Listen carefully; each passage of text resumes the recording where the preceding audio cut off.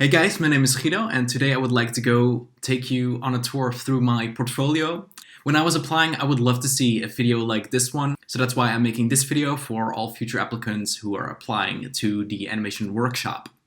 So in short, my name is Guido, I am from the Netherlands and I am studying the first year character animation at the animation workshop.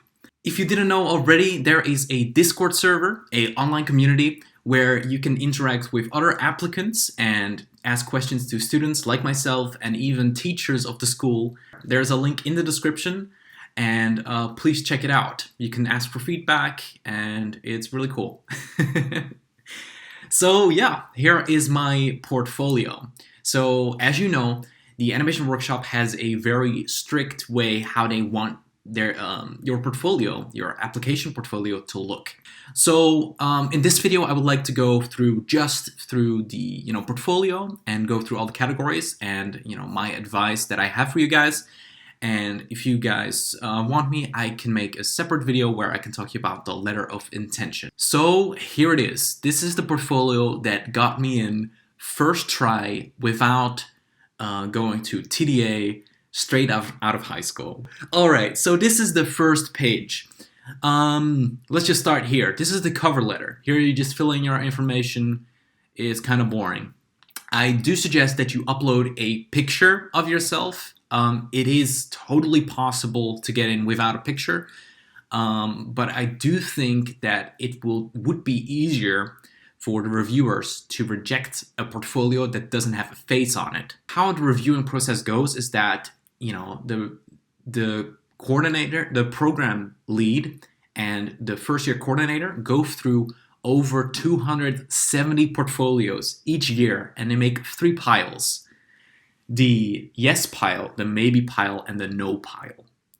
They go through the portfolio and they are looking for reasons to say no to you. Then also I included an additional little drawing of myself. This is not mandatory, but some people have done it. I thought it was fun to do, and this is the first thing the reviewers will see when they open up your portfolio. So I think it does make a difference when you're showing, a white sheet of paper, or when you show something like this where you have a little doodle. So this is the letter of intention, what I talked about. I will keep it very short here. Try to answer all the questions that are listed on the website. Keep it very short. I think that this one is too long. Really try to keep it really compact and only include things that are absolutely necessary. Please read through this one and see if you can, find something you like in it. I did spend probably the most time and effort on the letter of intention. I do think that a lot of people are underestimating the importance of the letter of intention. They want to show their drawings, but I do think that the letter of intention might be 50% or even more than 50% what the reviewers judge you on. Because you have to understand that the portfolio isn't about your skills or how good you are. If you are, it is about your motivation. Why do you want to go to this school? And why this school and this program specifically? What does this school offer you that no other school can offer? And on the other hand, what can you offer? What makes you different from all the other applicants? Those are some very hard questions, but you do have to think about it. And please start on the letter of intention as soon as possible. So this is my life drawing section, which will look very different from other portfolios because I did not go to TDA. So if you want good examples of what the life section or the life drawing section of the portfolio should look like, please look at what TDA is doing and apply the schools of thought that they are teaching, because that is what they are looking for, and that is why they are teaching TDA and in that way. So I only have 2 long studies, and they're both full body. I would suggest that you do humans for the long studies, and that you do full bodies. What they want to see is that you understand anatomy, construction, that you apply gesture to keep it alive, and that you understand lighting and shading and form. But I am not the expert on this section. I do think that my live drawing section might be a little weak, especially the long studies. Oh, I forgot. I forgot about this one. This is a charcoal study of skulls. Um, I think, yeah. If I would do the portfolio right now, I'm not sure if I would include this in long studies, but this was a piece I was really happy with how it came out. But I would only put in something like this, skull study or hand study or a portrait, or just a torso or things like that, only if you can also show that you understand, the full body. So these are my Croquis studies, which I will just go through it really quickly and then talk about it. And these. So what the difference is with Croquis and long study is that in Croquis, you have to show that you understand simplification. This is something I learned after getting in. That's when I really started to understand what Croquis really is. Why do you draw so quickly? So, Croquis is, of course, these really quick figure drawing drawings, right? And the reason why you draw so quickly isn't because, you have to draw quickly, which I was actually surprised by. I thought that, to be an animator, you have to draw super quickly, which in part is true, but the reason why you draw so quickly in Croquis is because they want to see how you simplify the human form. I wanted to show in this section that I understand different materials and that I know how to work with them. There's, spray paint and crayons and pen and graphite. And I wanted to show that I understand traditional media because the rest of the portfolio is very much digital art. So I took this section as my opportunity to show I understand traditional art. A little thing you'll notice, which I hope is clear, and you'll see this throughout the entire portfolio, is that I take every chance I get to tell a story. So right here, I could have put every gesture drawing, next to each other, but I chose these two because it suggests a story. I hope that is clear. One is with their back towards the other one is looking over. And in this one, too, she's leaning in, he's leaning out. These are similar because they're both lying and foreshortened, and these as well. So these weren't next to each other in a sketchbook. What I did is I went through hundreds of Croquis drawings I did. And I picked the ones I really liked, but in the end, I thought that storytelling was more important than, just showing pretty drawings.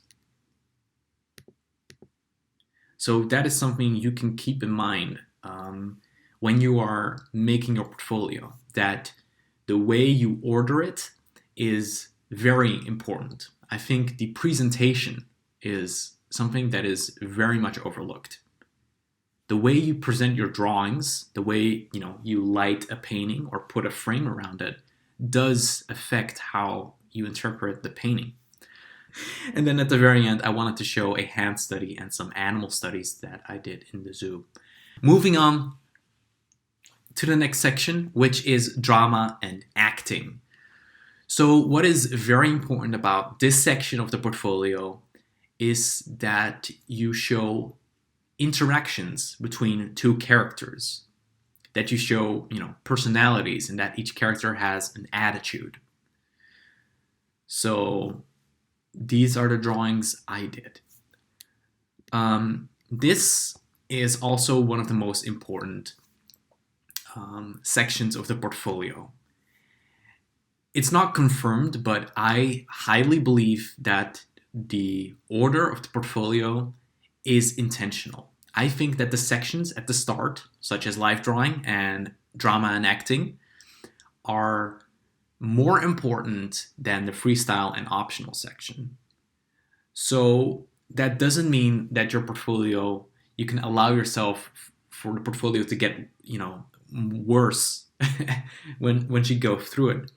But maybe do spend a little more time and effort into the life drawing section and the drama and acting section. What I'm doing in the drama and acting, and also throughout the rest of the portfolio, is I try to show that I can do different styles, which is very, very important when you want to study the character animation course, that you have a very wide range of styles you can work in.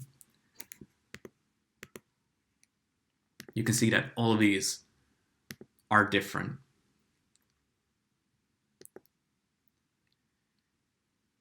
And this one is a more flat graphical style, maybe something more cartoon saloon, while this is maybe more volumetric. You can also see that I am only putting 2 of them next to each other. In earlier versions of my portfolio, I would try and cram, 5, 6, all in one page. Don't do that. Sometimes it's okay to just do one piece for, one sheet of your portfolio, one slide of your portfolio. This is something very good. I don't think it's my best piece, but what I like about this is that there is a dynamic change. Try and include that in your portfolio. I really think the teachers or the reviewers would love to see something like this. A change in dynamic of characters. Any change of status or emotion change, things like that. Try to show sequences. You can also see that, for instance, in this one, where it's also connected. And here is a very smooth transition into... Did you see it? I just transitioned into movement, but I used the same style and the same characters to make a very smooth transition. And I'm not sure if this character actually comes back in the freestyle section as well, or somewhere else. What I wanted to do, ideally, if I had the time, I wanted to tell an entire story through the portfolio. So the story here begins with this boxer character in the drama and acting section and continues in the movement section. And in the end, I didn't do it, but if I had the time, I would love to continue this story in the freestyle section and so forth. In that way, you show you're giving your portfolio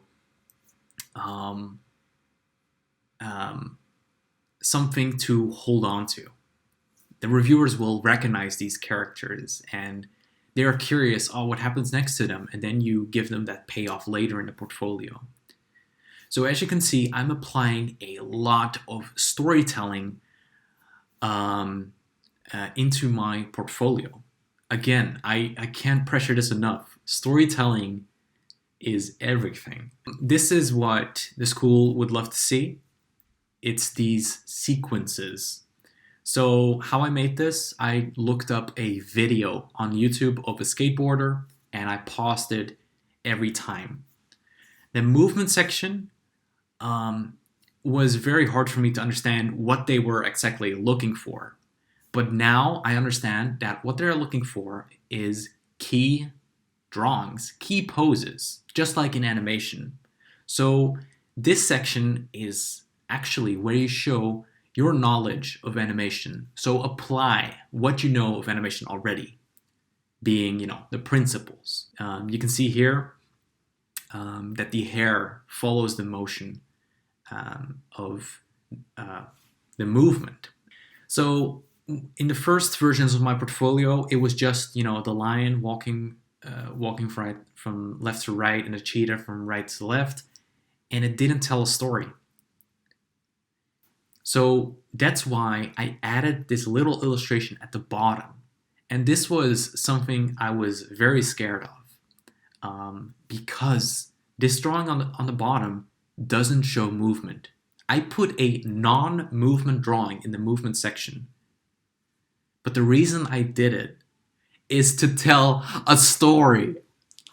I'm telling you, it's all about story. Please write it down. Write it on your forehead. Story. But your portfolio is not only to show your skills, but it's also to show who you are. At this point, when you send in your portfolio, they haven't talked to you. They don't know who you are. So you have to show that through your drawings. That's another thing that might go overlooked, and I'm not even sure the reviewers go this deep.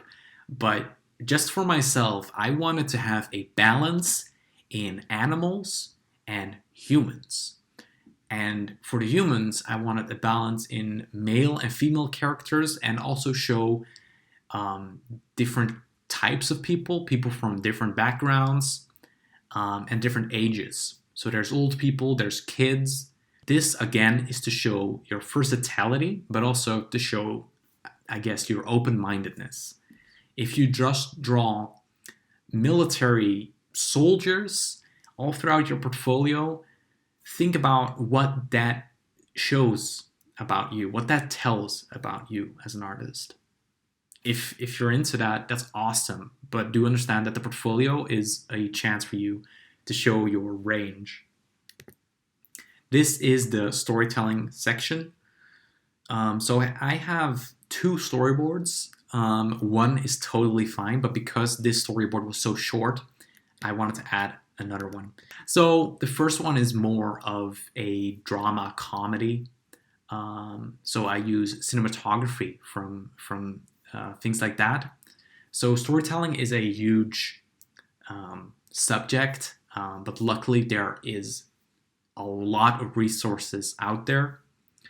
What you have to understand is that the storytelling section, which should be called the storyboard section, is not a comic.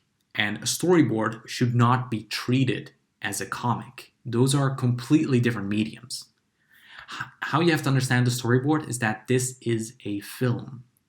Try to understand, why does the director or the DOP cut from this shot to this shot? Why is it framed like this? Why cut here? One way to see it is that with every panel, you're revealing a bit more information. So the first shot is an establishing shot. This is always a good idea to start your storyboard on, because it's a very safe bet. This shot shows the time of day and the location, which in this case is a hotel in Amsterdam. The second shot, a hotel room. We see that it's messy. And we cut closer. New information. The character has a headache. He grabs a glass of water. We show an over-the-shoulder shot of the glass of water and show the reaction of the character. The character is confused. We show his point of view. There is dentures, there's teeth in his glass of water. Then we cut back to him. The shot is closer than ever, and we see a grossed out reaction. We're leaving space on the left side, where a granny pops up. Gross. This storyboard is a bit different. I wanted to do an action scene to show that, I can do that. So I did a chase. This is the perspective section. I think this section is very simple, though perspective drawing is very hard, but this section I don't think is judged as hard. This section is to show that you understand perspective, and that's it. But you can take this chance to show that you have interest in background drawing or layouts. So you can do that here. Again, try to tell stories, try to show personality, a variety in styles, and a very good idea is to add characters to your perspective pieces. This gives your perspective pieces not only a focal point, but also a reference to the scale of this arena this takes place in.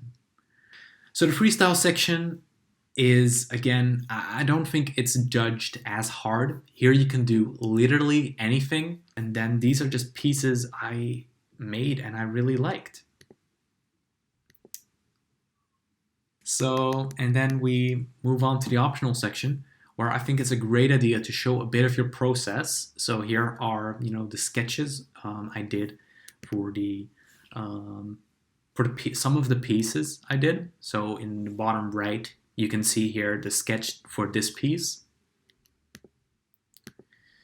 And then I included a sketchbook page and some more things that I like. The optional section is where you can show what other artistic expressions you are into. So if you are into game making, show your games here. If you are into filmmaking, show your films. If you're into urban exploring photography, you can show that here. Same for pottery and everything, to be honest. Anything you think is relevant for the reviewers to see. And then at the very end, if you have a show reel, a YouTube channel, or in my case, even a short film, do that. And I believe that is my portfolio. Show what you're interested in. Show a enormous range of styles you can work in. Not only in mediums, but a range in the types of characters, the types of compositions, the types of colors, the types of everything. Try and show a huge range. Let's see, do I have any more tips? Well, I think you should join the Discord server and share what you have so far. We would love to look it over and give you some feedback and help you out. Just remember what the portfolio is for. I think a common misconception is that you have to show you are a professional, that you are perfect. And the truth is, if you are a professional and perfect, the school would not accept you because you could work in the industry. They want curious people who want to keep learning and developing. So keep that in mind, and I wish you the best of luck when making your portfolio. Thank you so much. My name is Megiddo, and if you want to contact me, join the Discord server. Storytelling. I just want to end it there. Storytelling is everything. Everything, everything, everything. It's all about the story. Thank you so much, and see you later.